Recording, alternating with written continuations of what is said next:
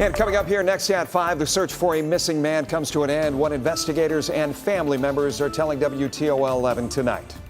And the president is holding a rally in Michigan tonight. We get a look at how he's reflecting on his first 100 days in office. Also coming up, Toledo was ranked nationally as one of the top housing markets, but it's not all good news. Why the city is concerned about its current housing situation. Thanks for joining us here at 5 o'clock on WTOL 11. I'm Kaylee Marentet. And I'm Jeff Smith. Boy, I'll tell you what, it's been kind of building and building. You could feel it in the air today. And right now we're seeing some activity on the radar. Let's check in with Chief Meteorologist Chris Vickers. Chris, we have some warnings in effect in our area tonight. Yeah, we've got some warnings back in our area. It is a severe thunderstorm warning that is in effect now for Lucas County and northern parts of Ottawa County. So let's take a look at what we've got currently out on radar. We have a few strong storms racing across the northern end of the Toledo Metro. Southern Monroe County also included in this. It is a storm that is potentially producing some gusty winds in effect till 5:30 p.m. And that is now for Lucas and Ottawa counties as this continues to move to the east. And eventually it's going to be working off of the Lake Erie shores. It's going to be heads up for Toledo, West Toledo, North Toledo, Point Place, and Harborview. Also up to Luna Pier, where that storm is exhibiting some gusty winds. Just beginning to lighten back up over toward Sylvania, Camp Miaconda, down toward the Botanical Gardens, moving across Westgate. And this is going to be directly over Alexis, over toward Lewis, over toward the Jeep plant as well. The junction between I-75 and I-280. We could actually view this downtown Toledo as those heavier curtains of rain working into the area. Greater severe risk is well south of us, but a few isolated storms as this front comes through. We'll time it all out and we'll let you know when we're all in the clear. That will be coming up next. All right, thanks, Chris. Swanton police say the man who was found dead yesterday is Keith Klein Sr., the man who was missing for more than 3 weeks. Deputies found his body with the help of a 911 call. Silver Barker spoke with a woman who says she used her abilities to help find him. Silver. Yeah, Kaylee, a woman named Serena LaPointe, who works as a medium, is from the area and felt like she could help find him using her ability. According to her, she was never paid. She says she wanted to search on her own because while she knows people were searching in other places, she felt a connection to an area at the end of Scott Road in Burnley. She called a friend, Beth Hatch, who's also a medium, and the two worked together through phone. Using Beth's visuals, Serena searched the area and found a train that had the numbers 38 on it, which was numbers Beth was seeing. After confirming her circumference, she stumbled upon what she thought at first was a car seat or some item submerged in water. But after some extra confirmation from Beth saying that it's something different and something closer, it took some closer observation when she immediately called police. We knew that we were not going to be able to walk past him and see him. He made that very, very, very clear. So, and we knew there was water involved, and we knew that there was like tall grasses or reeds or wheat or whatever involved. And I said, okay, there has, this has to be it. Now, police tell us this is still an ongoing investigation. As for the cause of death, we are waiting to hear from the coroner's office. In studio, Silver Barker, WTOL 11. Other stories we're tracking for you here this afternoon. President Trump is set to speak at a rally in Michigan, the home of the U.S. auto industry, later tonight.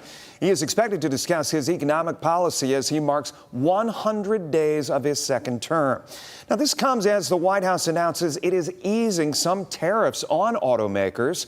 The Trump administration is also highlighting what it says is a major economic achievement of the president's first 100 days, trillions in investment, including billions in investment from companies like Nvidia and Apple. All of these investment commitments are estimated to generate at least 451,000 new high-paying jobs for American workers. Still, some point out that the president's trade policies have also led to uncertainty on Wall Street with stock market volatility. But the Treasury Secretary says he expects things to ease up as trade deals are announced.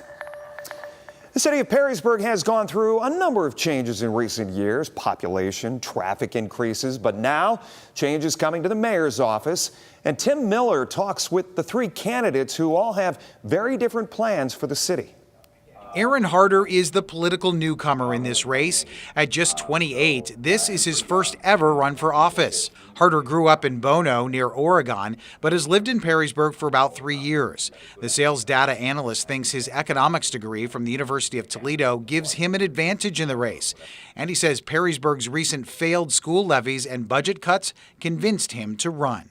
It's really disappointing to kind of see this struggle, and I feel like that's a call to action to help and alleviate those problems in any way I know how. Even though the school board makes the policies, Harder says the mayor can help. The city does relate to how the school operates in terms of making sure that there's the proper financial structure in the city to help fund the school, right? By encouraging economic development, you can, better fund your school, spread out the tax base.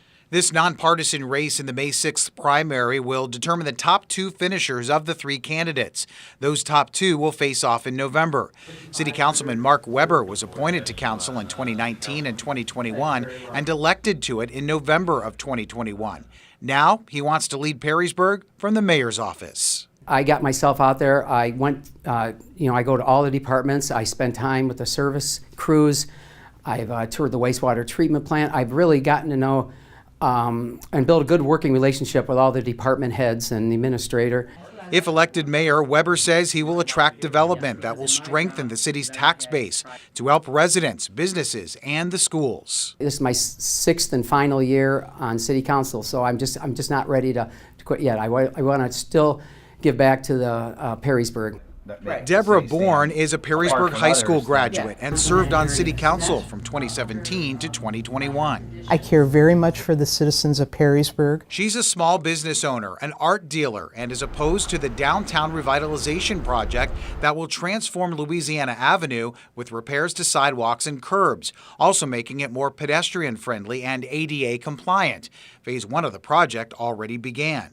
Bourne is friends with the owners of this clothing boutique, Ragazza, right on Louisiana, and she doesn't want anything to change. I would love to see the city just not do anything to the downtown. It's wonderful, it's beautiful, it's quaint, it's charming, it's historic.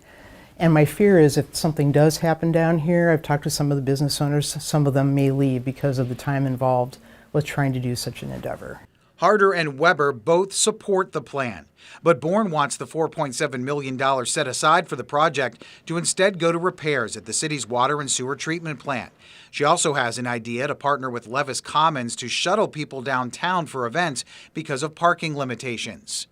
One of the biggest challenges for the next mayor will be handling Perrysburg's rapid population growth, extra traffic, and increased fire calls. We asked all 3 candidates what they would do. Having more people here with more jobs and doing more things will help grow our economy and make us a stronger, more resilient place for all the challenges we might see in the future. So I think growth is good, and I think it just needs to be managed well, right? Opportunity cannot be allowed to turn into hazard. We just recently increased our hotel tax 3% to match the surrounding communities with their hotel tax, but we're going to use that money to not only increase our public safety and take care to handle the growth. We want to also put it towards our public safety department. Instead of wanting to build so many houses at a time or so many apartments or condos at a time, it makes more sense to bring in the businesses, I think. That would help with our costs that we're getting hit so hard in the pockets with. After the May primary, the winner of the November race will replace term-limited mayor Tom Mackin. In Perrysburg, Tim Miller, WTOL 11. And we checked in with Mayor Mackin, and he says he is not publicly endorsing anyone in this race. Toledo City Council member Sam Meldon is holding a final town hall in his spring series today. These meetings will focus around updates on parks, small business support, and road construction. You'll also get the chance to ask questions at tonight's meeting at the Washington Local Schools Administration Building. It starts at 6 o'clock tonight. The primary election is 1 week from today, which means you still have time to vote early. Ohio has early in-person voting this week and this weekend. The early voting hours are on your screen. You still have until 8:30 tonight if you were thinking of going today. This weekend, you can go Saturday from 8 until 4 or Sunday from 1 until 5. We have more information on this, as well as what you can expect to see on your ballot, on our voter guide on our website. Ohio Governor Mike DeWine will be in town tomorrow to talk about a new partnership, and it is aimed at reducing the state's infant mortality rate. Ohio's overall rate is 7.1. That means about 7 babies per 1,000 births die before their first birthday. The rate in Lucas County is even higher. The health department reports a rate of 11.9. The latest data from 2023 shows 50 babies died before turning 1 that year. That's 6 more than in 2022 and 7 more than in 2021. Now, we'll be at this announcement with the governor tomorrow, and we'll bring you the latest on this effort on WTOL 11 News at noon. Now, the Glass City was nationally ranked as one of the top housing markets this spring. This comes as city leaders are drafting housing plans for the next 5 years. Megan Harnett joins us in studio. So, Megan, despite the designation, there are still some concerns for the city's current housing situation. Jeff, Toledo has affordable homes, but housing experts say they aren't affordable for a lot of the people who live here. That's why affordable housing is still one of the biggest needs the city has. Toledo's housing issues are not a new conversation, and neither are the city's housing needs. Affordable housing is probably up there at the top as a key issue in our area. The city has been drafting a plan on how to spend expected federal money on housing needs. Cost burden for the most economically vulnerable households is staggering. So affordable housing, deeply subsidized affordable housing, is the primary need in virtually every single conversation we have. George Thomas, the CEO of the Fair Housing Center, says although homes in Toledo are below national averages, a lot of the people who live here can't afford them. We have a higher level of poverty in this little area, so there's a huge part of the population that pays way more than 30% of their income towards housing. Thomas says the area is affordable for investors who come to the area, who then buy houses, increase rents, and take away home ownership opportunities. But this isn't the only issue Thomas says the city needs to address. Rehabbing existing housing, addressing blight, lead poisoning caused by deteriorated paint, that's another really key issue. We also, because our housing stock is older, it's not accessible for seniors or people with disabilities. Thomas says the consolidated plan, alongside the Fair Housing Center's analysis of current housing impediments, outlines what needs to be done over the next 5 years. He says with current uncertainty about federal funding, it comes down to local leaders being dedicated to enforcing laws and providing grants. We as a community do need to come together to still take leadership, find other funding sources, find other strategies, to address these kinds of issues. The city is holding another meeting for public feedback on the 5-year consolidated plan, and that will be on Thursday at 5:30 p.m. at One Government Center. Reporting in studio, Megan Hurtnett, WTOL 11. Looking at Doppler radar right now, where the last of a severe thunderstorm warning in effect for Lucas County will be set to expire shortly as that moves it across eastern Lucas County. We'll highlight if the storm threat's going to be over and when all will be clear. That'll be coming up after the break.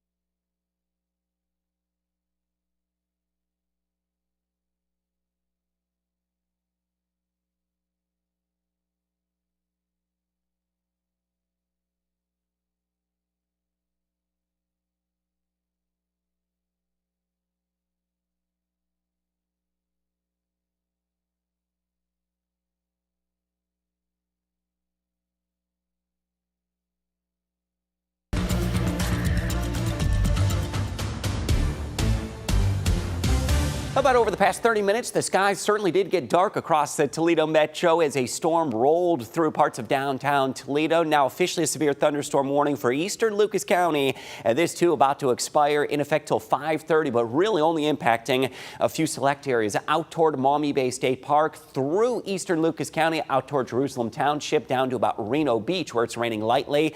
I'll go ahead and say this is likely going to be allowed to expire early. One little thunder cell that's popped up on the tailing edge of this, not severe warned at this point.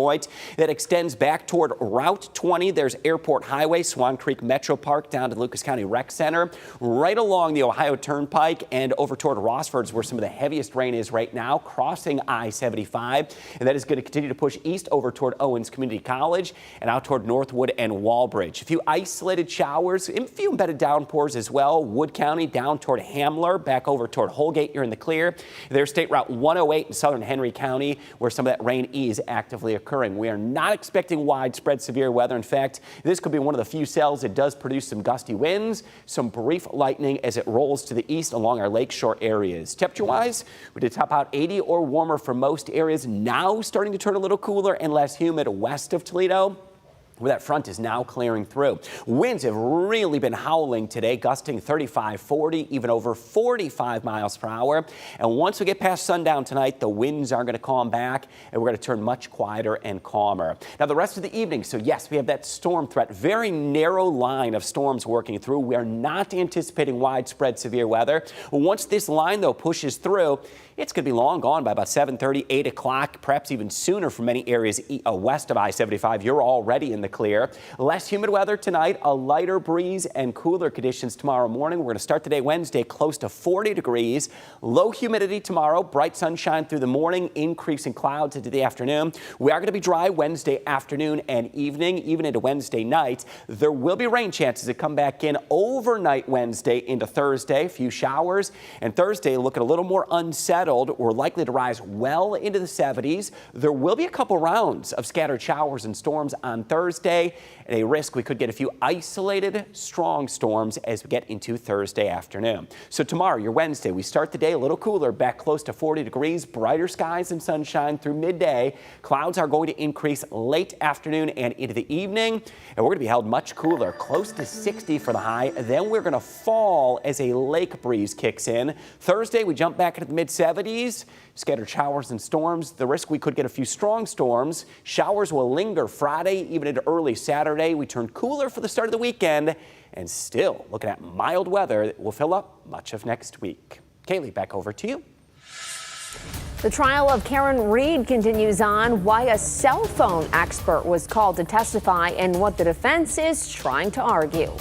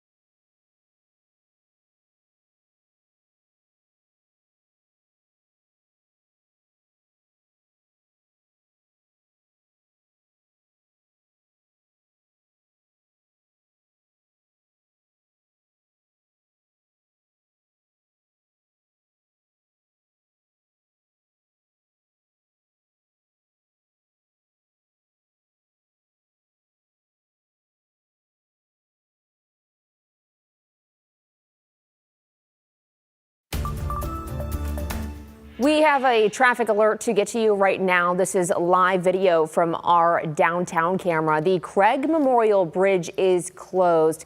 The Ohio Department of Transportation says all vehicle traffic is shut down in both directions. You can see the bridge is up right there for that passing ship. We're told that a sensor malfunction happened, and the ODOT says the bridge will hopefully be back open tomorrow and repaired. There's no definite timeline, though, as that work continues. For now, you'll have to use the MLK Bridge, where there is also construction, so be cautious of that, or I-280 and the Veterans Glass City Skyway Bridge. We'll be sure to keep you updated on air and online with any updates we have.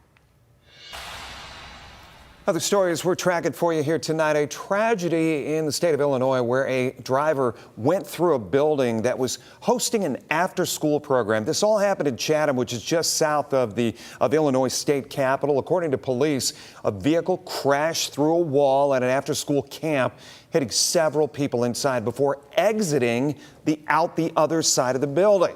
State police say at least 4 were killed, including 2 7-year-olds, an 8-year-old, and an 18-year-old. All of them female. Others were injured. Something like this happens, it just makes people's knees buckle. I just hope we can come out of this as a stronger community because we're very tight-knit. Police say right now they don't believe this was a targeted attack, but they are still investigating. Today, jurors in Karen Reed's second murder trial listened as her attorney questioned testimony from a cell phone expert. Reed's lawyer questioned an expert about location data from Officer John O'Keefe's phone on the night he died, while prosecutors claim Reed hit O'Keefe with her SUV and left him dead in the snow. Her defense team argues he was actually killed inside another officer's house during a party. The defense highlighted that O'Keefe's phone GPS showed multiple movements between the house and the street that night. Well, coming up, the date has been set for the conclave to choose a new pope. We get a look at when that will happen and the history behind it.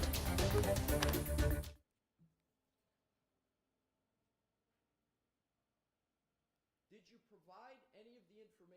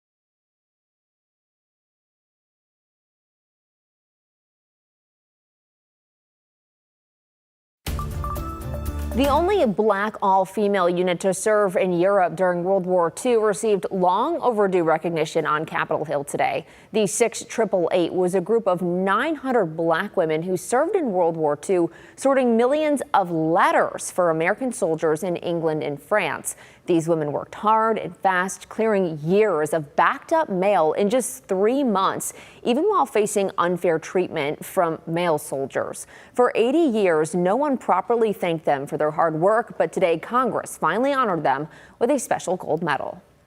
Well, we now know the exact date for the election of the new pope. The Vatican has announced that the conclave will start May 7th. That is when 135 cardinals will cast their votes in the Sistine Chapel to determine Pope Francis's successor. The cardinals have to be under the age of 80. The previous two conclaves, held in 2005 and 2013, lasted just 2 days. But there have been suggestions that things might take a little longer this time.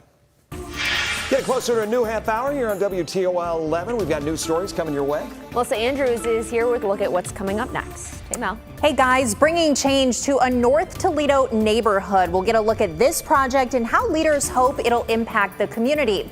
Also tonight, schools, sports, clubs, applying for college. It is a lot for high school seniors.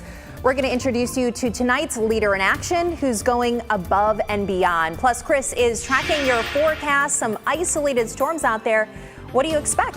Melissa, they're right along the leading edge of a cold front that is now sliding into the area. We don't have any active alerts right now. Watching a few storms headed into Wood County, though, that are continuing to pulse up. We'll highlight where they're going next and when we're all going to be in the clear. That's coming up next.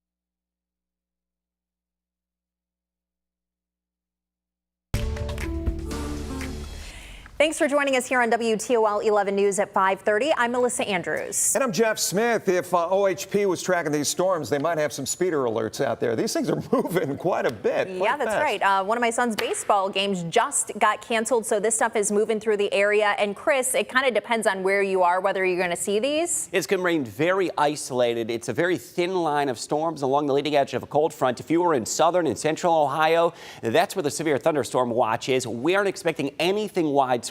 May deal with a here or there isolated strong storm, but it's all happening along a cold front. You notice most of the area, about 90-95% of the region, is dry at this point. If you're west of I-75, southern Michigan, good chance you're going to be dry the rest of the evening. A few of these storms firing along the leading edge of the cold front. Next storm I'm watching very close, just working into Wood County from Grand Rapids to Tintagony. This one pulsing up a little bit just along the Maumee River. We'll do a quick slice through this storm. It does show it's reaching to about 25-30,000 feet to the atmosphere. atmosphere, so this could start to generate some wind speeds toward the surface and some small hail. Also a little isolated storm down toward Deschler, crossing over into Wood County. We're all clear now, though, in the Toledo metro, and we're going to turn cooler and much less humid tonight and into tomorrow. We'll preview that, my full forecast coming up. Jeff, back over to you. All right, Chris, thanks. Work is underway to try to breathe new life into an area that's been riddled with blight.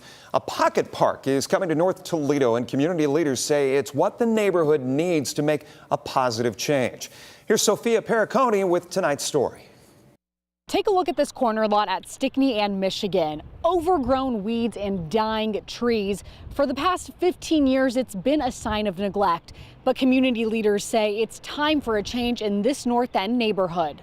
North Toledo Coalition community leader Alfonso Narvez says the corner of Stickney and Michigan has sat vacant for more than a decade, untouched, overgrown, and overlooked. It adds a sense of forgottenness to the community. People think that, the city doesn't care about the community, or owners don't care about their property. But Narvez is hoping to turn this eyesore into an asset. The blighted lot will soon bloom into a pocket park. We're looking to add something positive back into the neighborhood. We're going to add some greenery, flowers, vegetables, a bird bath, and just a spot where people can enjoy themselves and not have to look at the tall grass. The land was transferred to the North Toledo Coalition from the Lucas County Land Bank. That property is not ready today for, say, a new house to be built on it.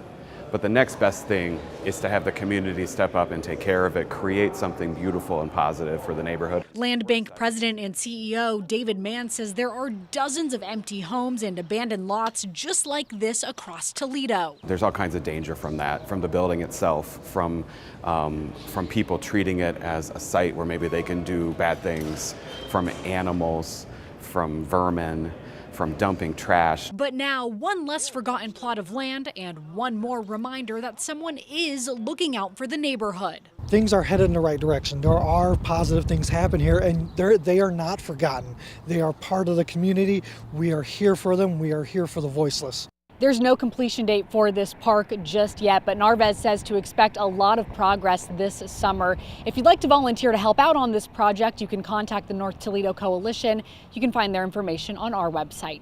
In North Toledo, Sophia Pericone, WTOL 11.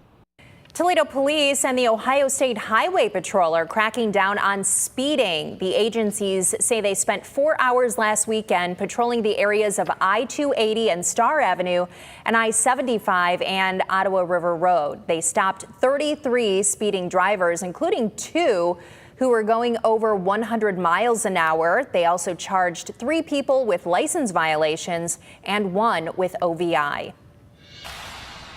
Well, some students juggle a lot: school, sports, clubs, applying for college.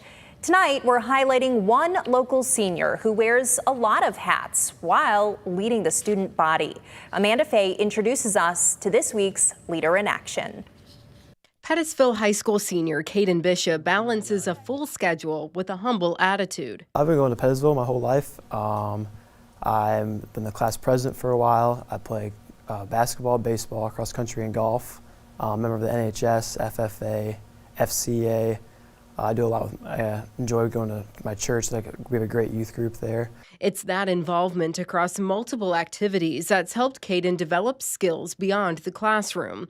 As class president, he's helped organize fundraisers and plan school events, including last year's prom. It's taught me I think for me personally, it's taught me how to balance things. You have to balance school, sports, stuff outside of school, and then you have to help plan things. I think it just taught me how to be efficient and manage your time well. Science teacher Donna Miller has watched Bishop grow from an 8th grader into the senior he is today. Caden is a great kid. He is a quiet leader. Sometimes I don't think he realizes that in how he interacts with the other students, that he is being such a good role model, and he is mentoring along as he interacts with those students. Miller says Caden is collaborative, not bossy, and leads as he and his peers are working toward a goal. When asked to describe himself in 3 words, I would say hardworking, humble and honest. 3 H's. There we go. Words his teacher says are spot on. And despite not knowing exactly what path he'll take after graduation, Caden has advice for younger students. Trying everything you can. You can't be afraid to fail. Reporting in Pettisville, Amanda Fay, WTOL 11. It's almost time now to kick off our St. Jude Dream Home giveaway campaign. Yeah, just a few days now. You can reserve your tickets starting Thursday. This year's home in Perrysburg, once again being built by Buckeye Real Estate Group, valued at $650,000. And Melissa, when you reserve your ticket, not you, actually. But yeah, I can't get a ticket. It's just a general pronoun. You can also get a chance to win a 2025 Honda Civic LX from Jim White Honda. Tickets are $100. The money raised goes to St. Jude Children's Research Hospital in Memphis. They provide free care to children facing cancer and other life-threatening diseases. We're really excited about that in just 2 days. Still to come here at 5:30, Lucas County recently got a bad grade when it comes to air quality. We'll look into why it received this and how it's impacting the community. Chris, bring us up to speed on those dark skies. At dark skies to the south, that is a storm over Wood County right now that's been pulsing up. Not a severe storm at this point, but does contain some thunder and lightning. I'll highlight when we're all going to be in the clear and when things turn much cooler. That's my forecast coming up next.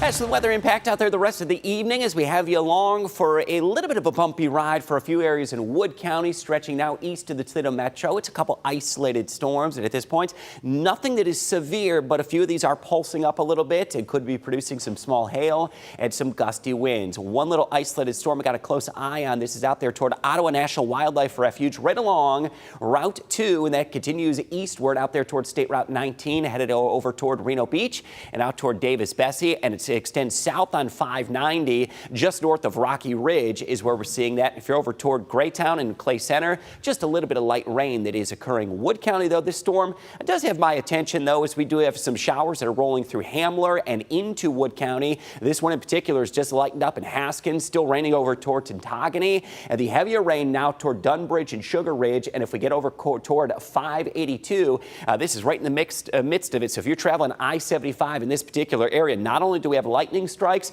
really torrential downpour from about Bowling Green north to 582, pretty close to the split 475 and I-75 toward Perrysburg. Very narrow line of some storms. That's going to continue to race off to the east by about 7:30 tonight. We're all going to be in the clear. We're going to turn cooler and less humid from the mid to upper 70s now. Winds that are still gusting over 30 to 35 miles per hour. That breeze, by the time we hit sundown, is going to have a much cooler feel to it. So we can time out the rain and look at how quickly it's going to be out of here. I'm going to set the clock forward to about 7:30.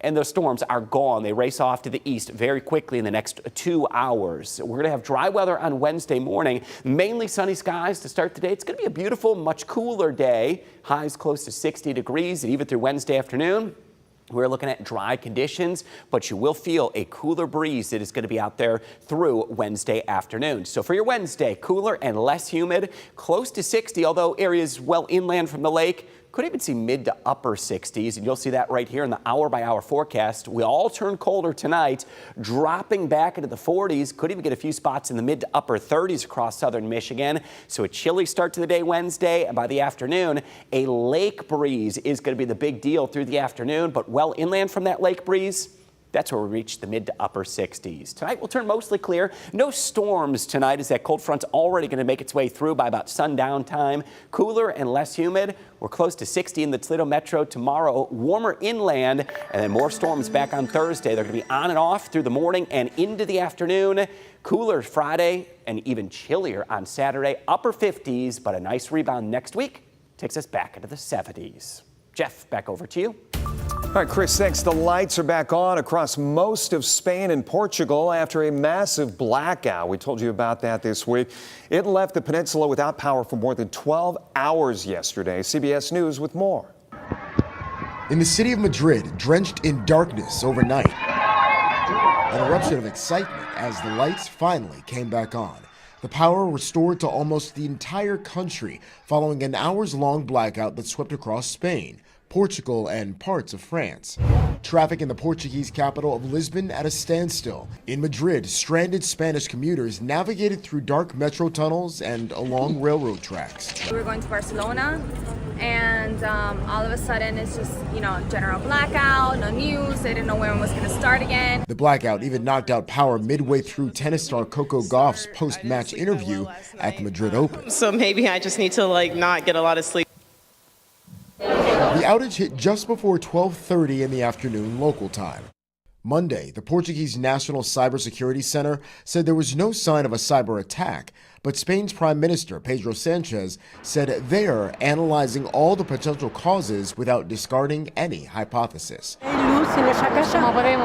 Hours in, people across the region remarked on signs life was getting back to normal.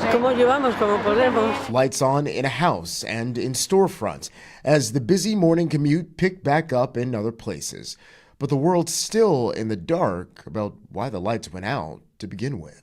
Jared Hill, CBS News. Well, this is an interesting story. A British man turned his love for gin into a spirited mission to save the world's whales. He opened a library, and not for books, but for bottles. His gin library is tucked away on a Portuguese island in the Atlantic, where visitors stop in to swap bottles and sip for a cause. For each craft gin he produces, up to $20 goes to help save whales in the Atlantic. Another $5 is thrown in for guests who stay at the library's eco-friendly hotel.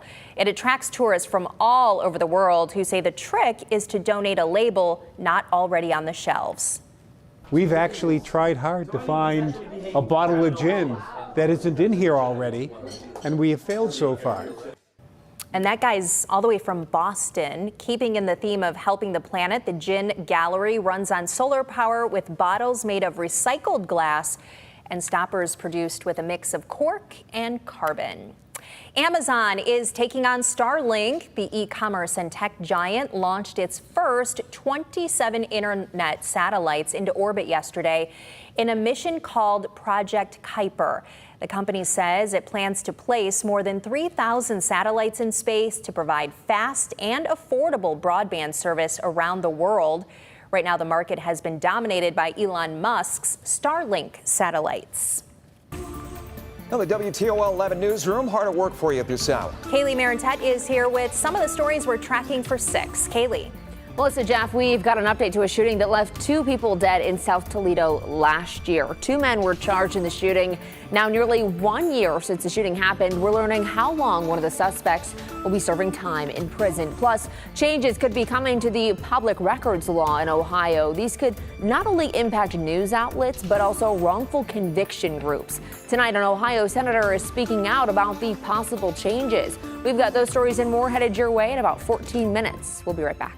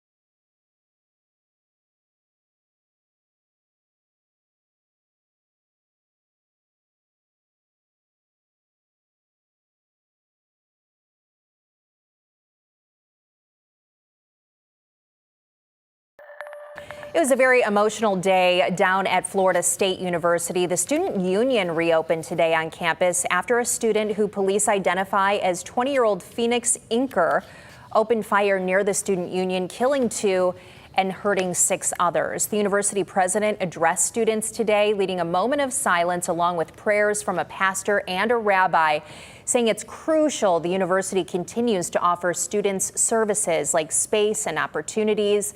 University officials say more operating hours will be announced later. Now, the American Lung Association just released research grading counties in Ohio on air quality, and you know what? Lucas County didn't do well. Ryan Lucien went to find out why and what people are saying about it. Lucas County didn't get a good grade when it comes to air quality, and while some were surprised about the rating, others could see why. Nothing like getting some fresh air. But if you live in Lucas County, a new study says that air may not be so fresh. In fact, the American Lung Association says Lucas County's air got an F. Kevin Stewart from the American Lung Association says it's because of ozone and air pollution. Ozone is a form of oxygen that's good up high in the stratosphere, but bad nearby. You don't want to be breathing it.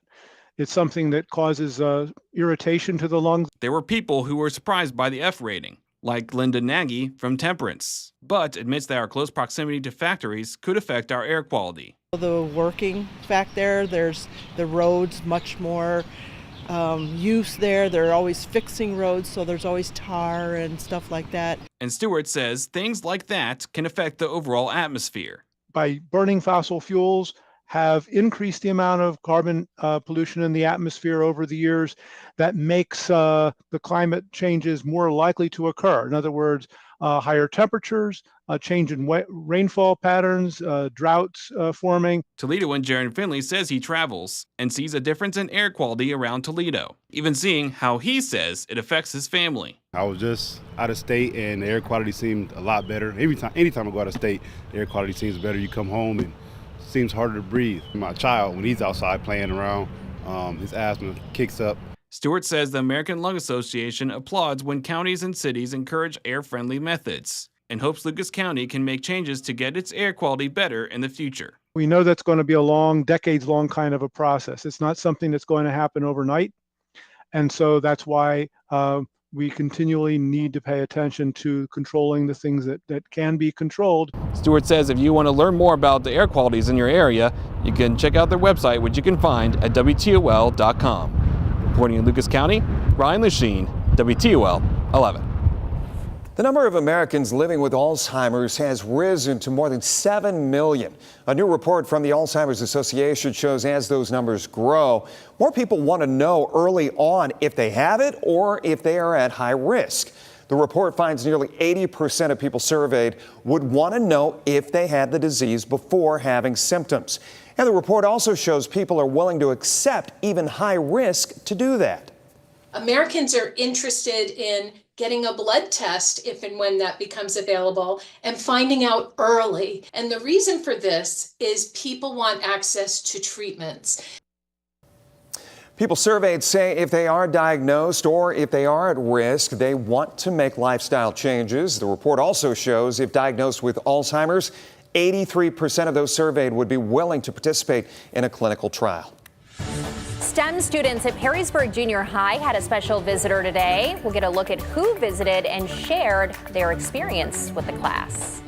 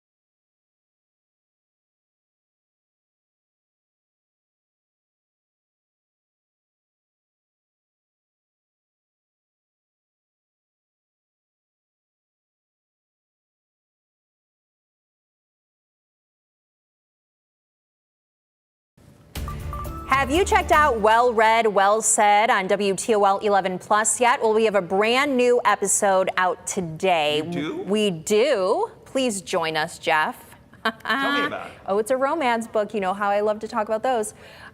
We picked Colleen Hoover's It Ends With Us because there's so much media about it right now. That was last month's book, so we shared our thoughts about the book and the characters. And we also picked our May book today. It's in the true crime genre, which I was very happy about. Yeah. So to find out what we'll be reading this month, check out the latest episode of Well Read, Well Said. And if you'd like to join in on the conversation, you can join our Facebook group. We have chapter check-ins on the books we're reading, and we play some games, and we have trivia. More than 1,500 people are enjoying the Facebook group. And that was just within days. Yeah, we were all surprised. Yeah. WTOL 11 Plus is a free download to your TV. It gets you access to exclusive streaming content on your schedule, like Well Read, Well Said. Here's what's coming up. WTOL 11 News at 6. Then at 6:28, get caught up on the trending news of the day. At 8:06 tonight, a feature story on Good News Nationwide, and at 9:34, a new episode of Leading Edge. That's with UAW Local 14 President Tony Totti. And at 9:58, in the news now, a tragedy at the the Canadian Festival. All this and much more streaming on WTOL 11+ tonight. Well, it's not often that a teacher earns an A+, but Ashley Crossan made the grade as the 2025 National Teacher of the Year. She teaches at Mifflin County High School in Pennsylvania. She teaches English, including courses in advanced placement, language, and composition. She also advises the school's journalism program. Crossan is taking a break from the classroom and will spend a year serving as an ambassador for teachers. 8th grade STEM students at Perrysburg Junior High School, they got a special visitor today. Yeah, they got to speak with a co-founder of a company that was featured on Shark Tank. The company is Lectech, and the founders designed a build-it-yourself electric skateboard kit for adults. He talked about the journey to becoming an entrepreneur and building a company from the ground up. A lot of failures, a lot of falling on our face, getting back up over the years, and it's been a lot of fun along the way, of course, but a lot of sacrifices, and just want to share with them that opportunity of, we're not anything too special, and we were able to build something that's pretty cool, so they can definitely do the same. It would be neat if they, took his lead and they did something like that. The school's hosting a community event with him at 7. Students were also entered into a raffle to take one of those skateboards home with them. Cool stuff. I hope your boys win that. Cruising around in that on a nice summer day, I can imagine that, right? Not like today. Not like today. Plenty more to come. There was plenty of... Although it was warm and muggy. Windy, too. There was quite a bit of wind. We have a storm threat that's going to be tapering off next hour to 2 hours. It's going to be exiting to the south and to the east. Here's where we go tomorrow, right around 60 degrees into the afternoon. Behind that cold front, a much less humid feel. A cooler lake breeze will creep in late tomorrow afternoon and evening, dropping areas back into the 50s, mid-70s on Thursday. There will be scattered on and off showers and storms and some lingering showers Friday into Saturday. Next week looks great. Good. Thanks, guys, and thank you for spending some time with us. Stick around. 6 is next.